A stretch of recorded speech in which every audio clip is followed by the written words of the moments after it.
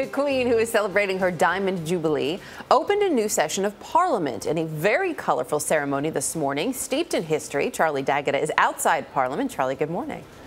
Good morning to you, Erica. Yes, this morning we got just a hint of the huge celebrations to come in just a couple of weeks' time. And as expected, Her Majesty and her entourage pulled off another flawless performance.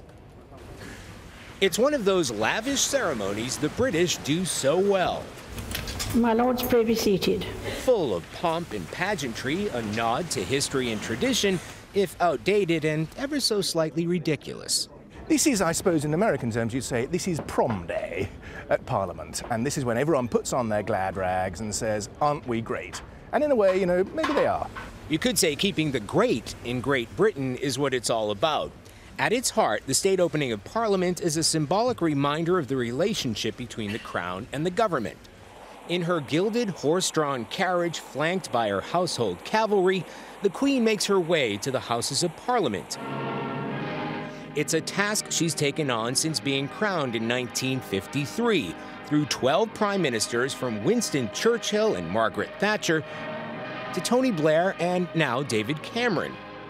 She's only missed 2 ceremonies when she was expecting Prince Charles's baby brothers, Andrew and then Edward. It really becomes a royal prom at the House of Lords when Her Majesty arrives resplendent in her imperial state crown, blinging with 3,000 diamonds and full ceremonial robes. Then a man called the Black Rod goes to summon the House of Commons. 3 knocks and an order. Mr. Speaker, the Queen commands this honorable House to attend Her Majesty immediately in the House of Peers. Then comes the Queen's speech, not written by the Queen at all, but the very politicians she's delivering it to. My government's legislative programme will focus on economic growth, justice and constitutional reform. She sets out the year ahead, in essence, pledges outlined by Prime Minister David Cameron and his merry men. Watch the Queen. When she reads this speech, she manages not to impart any sort of emotion. She doesn't tell us if she thinks it's good or bad.